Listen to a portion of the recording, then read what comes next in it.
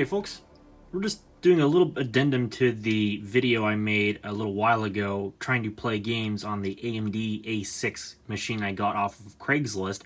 Well, this video should be the kind of the part 2 to that video. It's not really going to be anything too crazy, just me having a little bit of fun with this computer and seeing just what it can do with the RX 560 graphics card and an overclocked processor, and of course extra RAM because that does kind of help. Now, I'm not going to play all the modern titles, because, well, for that matter, one, I don't have them all, and number two, well, this thing is pretty slow and or wasn't able to run them. I know in particular there was one game, which I am going to mention first, that didn't work on this system, which doesn't surprise me, but hopefully you will enjoy the results nonetheless. The specs are otherwise identical to the last video, at least the upgraded specs, so hopefully before the system goes on and enjoys another home, you all get to see just what this thing might potentially be able to do with the specs from that video. So, enjoy. The first new game that I tried to get working was Red Dead Redemption 2, and as you can see, it got to the loading screen, and the game looked like it was going to launch just fine, but unfortunately there must be some missing instruction sets regarding the A6-3670K, and the game just ultimately crashes back to the desktop. So I'm not sure what happened there, some weird anomaly, but anyways, let's move on. Now here's a game that I recently acquired for which I wasn't sure what to expect and had no idea what I was getting into. This is Echo, a 2017 release that was also on PlayStation 4, and is a very AI-driven game with high CPU requirements, and it also seems to be fairly well optimized for PC. And this is evident based on the results you'll see on screen right now. With 1600 by 900 resolution and a mix of high and ultra settings, it managed to average 37 frames per second. And even throughout the gameplay, I know it's not going to be exactly evident on the screen recording, there was little to no stutter at all. And that really surprised me given how weak the CPU in this APU really is.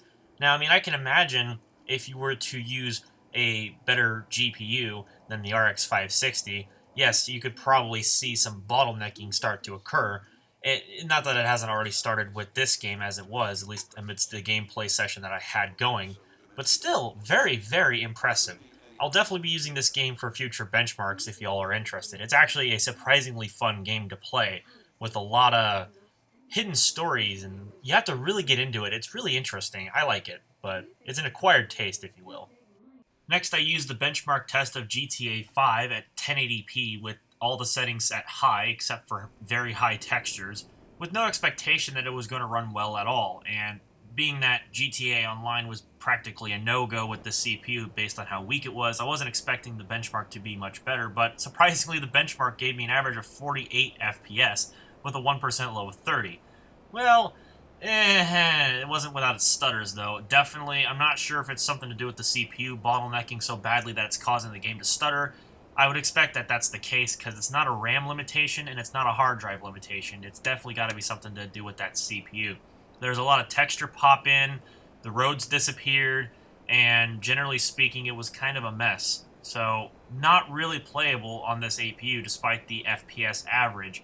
Definitely the RX 560 was overwhelming the CPU here. I can imagine if you set the frame rate limiter to like 30 frames per second, if there was one, it would probably smoothen this out, and you'd have a little bit more CPU breathing room to allow the textures to pop in, but that's not the case here.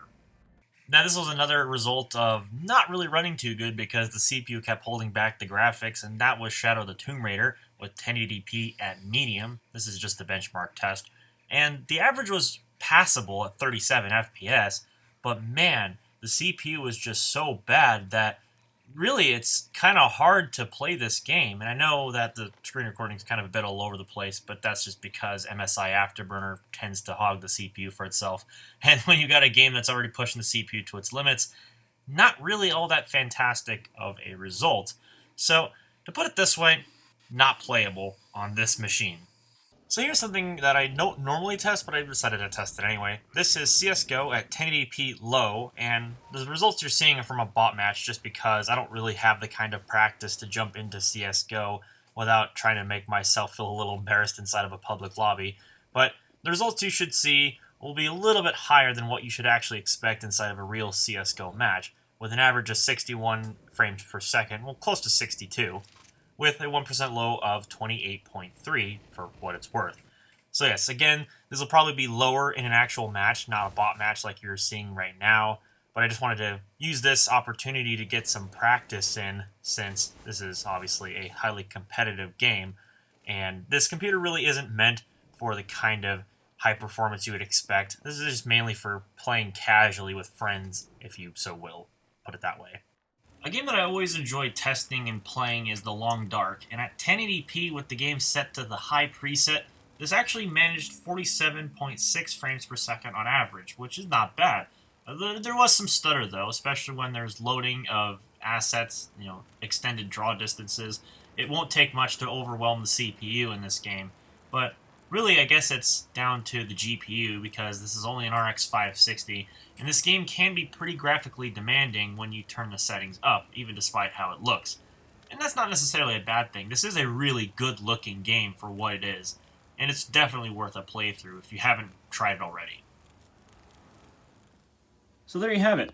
There's my little blunder on the machine. And I do have a new home for this machine coming up soon, and I'll have something that'll be built into this case. I'm not going to make a video about it because it's really not all that interesting, but maybe you might see it in a future video. Just something of a fun video, probably, maybe. We'll see. But hopefully you enjoyed what you saw, just as a little bit of a, addendum video, like I said, to the prior one. And hopefully, if you did, you can click the thumbs up button down below. If you didn't like it so much, well then the other button that looks like a thumbs down will work as well. If you want to see more content just like this one, or perhaps more entertaining content, the button that says subscribe down below will allow you to do that. And don't forget to click the bell so you don't miss whenever I upload new videos. That generally helps out a ton. And with that having been said, thank you all very much for coming to watch. I'll see you all in the next video.